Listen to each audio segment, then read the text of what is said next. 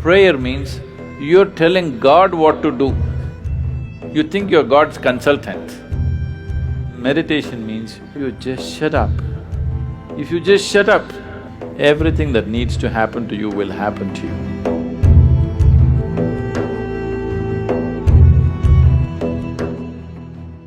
So touching that dimension which is beyond the physical means you want to touch that dimension which is the basis of the physical.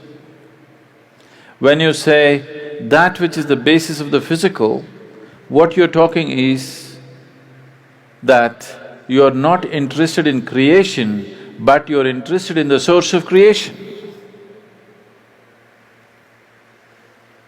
There, if you go and stand in front of the Creator, at least there you must keep your ideas down, isn't it?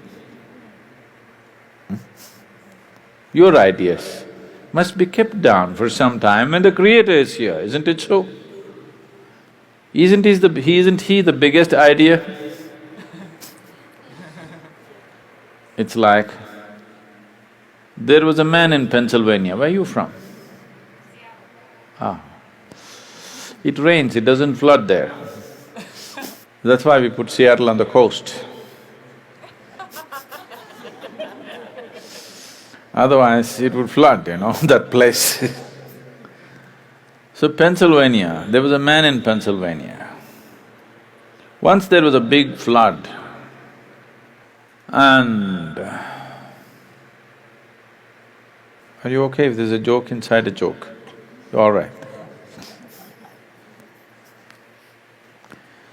The flood was beginning to happen, the water was filling up, and there was a very enthusiastic young journalist who was reporting stage by stage, hour by hour as to how the flood is progressing, Because that is journalism. Somebody is drowning, report to the world, this man is drowning, look at him drowning, take it on the video and show it to everybody how a man drowns. You don't throw the goddamn camera and get the man, no.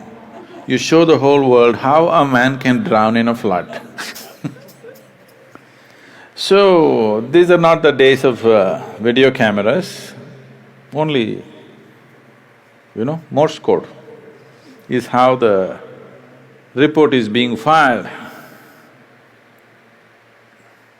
So he filed a report very eloquently, he said, as God sits and watches, the water is filling up in this part of Pennsylvania and houses are going down and this and that, and described it in very eloquent terms. Then he immediately got a response from his editor, leave the flood, interview God. God is sitting and watching, he thought he's somewhere here and forget about the flood, interview God.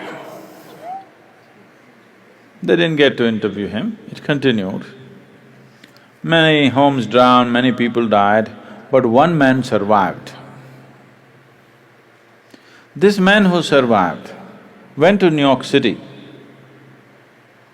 and shared among people how he survived a Pennsylvania flood where so many people died.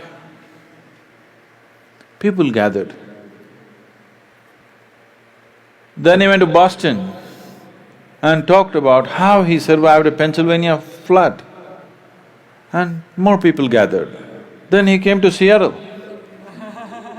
and he shared, more people gathered. Then he started his roadshow, city to city, talking and talking about how he survived a Pennsylvania flood. He became a famous speaker in America, and then naturally, every American has to write a book within their lifespan. So he wrote a book, how he survived a Pennsylvania flood. It became famous, he spoke everywhere, and his engagements became international. He became a millionaire, sold millions of books.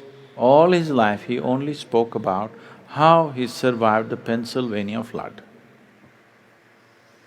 And one day he died, not in a flood, he died. And they had an assembly. He went through the pearly gates And there was an assembly of people and there was an opportunity to speak. A few people could speak. So he told his neighbors, I will share my experience about how I survived Pennsylvania flood. Somebody nudged him and said, there is no one in the audience.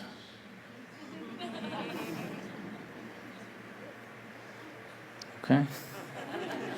So, now you don't go stand in front of that which is the basis of creation and throw your ideas at him. You are his idea. Yes? You are just a figment of his idea. If he withdraws his idea, you're gone. So you don't put your ideas. So this is the essence of meditativeness. Prayer means you're telling God what to do. You think you're God's consultant. Meditation means you have understood your limitations, now you just shut up. If you just shut up on all levels, everything that needs to happen to you will happen to you. All the training is just to help them to shut up.